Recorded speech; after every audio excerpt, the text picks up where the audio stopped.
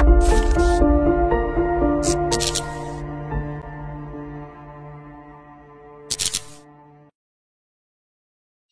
27 செவ்வாய்க்கிழமை. மாறாத பிரசன்னம். நான் எங்கே இருக்கிறேனோ அங்கே என் ஊழியக்காரனும் இருப்பான். ஒருவன் எனக்கு ஊழியம் செய்தார், அவனை பிதாவானவர் கனம் பண்ணுவார். யோவான் 12:26.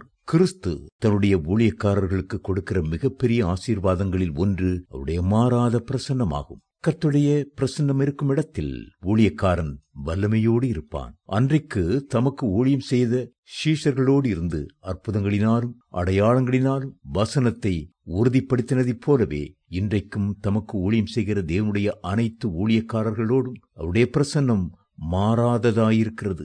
இஸ்ரவேல் ஜனங்கள் சிறைப்பிடிக்கப்பட்டு பாபிலோனுக்கு கொண்டு போகப்பட்ட போது கர்த்தருடைய பிரசன்னம் அங்கே வந்தது. கர்த்தருக்கு ஊழியம் செய்ய விரும்பின தானியேலுக்கு கர்த்தர் தமது பிரசன்னத்தை அளவில்லாமல் கொடுத்ததுடன் பாபிலோன் ஞானிகளை பார்க்கிலும் அவருக்கு 10 மடங்கு ஞானத்தை அதிகமாக கொடுத்தார். சிங்கக்கபியிலே கூட கர்த்தருடைய பிரசன்னம் இறங்குமா?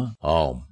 தானியேல் சிங்கக்கபியிலே போடப்பட்ட போது யூத ராஜசிங்கமான கர்த்தர் சிங்கக்கபியிலே இறங்கி சிங்கங்களின் வாய்களை எல்லாம் கட்டி போட்டு தானியேலை பாதுகாக்க வல்லமை உள்ளவராயிருந்தார். அக்னி சூளையிலே கர்த்தருடைய பிரசன்னம் இறங்குமா?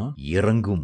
சாதராக், மேஷாக், ஆபேத்நேகோ ஆகியோர் அக்னி ஜுவாலையில் போடப்பட்ட போது தேவகுமாரன் அக்னி சூளையில் இறங்கி உலாவினார். அக்னி அவர்களை சேதப்படுத்தாதபடி பாதுகாத்து கொண்டார். தேவ பிள்ளைகளே, அக்னிமயமான சோதனை நேரங்களிலே கர்த்தர் உங்களோடு கூட இருக்கிறார் என்பதையும் அவர் உங்களை பாதுகாக்க வல்லவர் என்பதையும் மறந்து போகாதீர்கள். மாறாத பிரசன்னத்தை உங்களுக்கு வாக்களிக்கிற கர்த்தர் சொல்கிறார், நீ தண்ணீர்களை கடக்கும் போது நான் உன்னோடு இருப்பேன். நீ ஆறுகளை கடக்கும் போது அவைகள் உன்மேல் புரளுவதில்லை. நீ அக்னியில் நடக்கும் போது வேகாதிருப்பாய். அக்னி ஜுவாலை உன் பேரில் பற்றாது. ஏசாயா 43:2. நாம் கர்த்தரோடும் கர்த்தர் நம்மோடும் கூட இருப்பது எத்தனை பாக்கியமானது! கர்த்தருக்கு ஊழியம் செய்வது எத்தனை மகிமையானது! அவருடைய மாறாத பிரசன்னம் எப்போதும் நம்மோடு கூட இருக்குமே.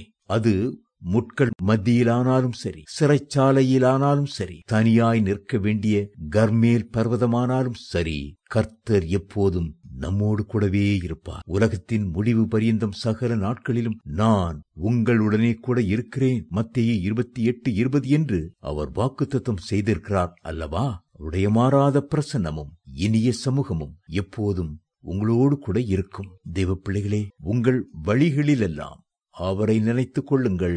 அவர் உங்கள் பாதைகளை செவ்வை பண்ணி தருவார். நான் உன்னோடு இருந்து நீ போகிற இடத்திலெல்லாம் உன்னை காத்து இந்த தேசத்துக்கு உன்னை திரும்பி வர பண்ணுவேன். நான் உனக்கு சொன்னதை செய்யும் அளவும் உன்னை கைவிடுவதும் இல்லை. ஆதியாகமம் 28:15.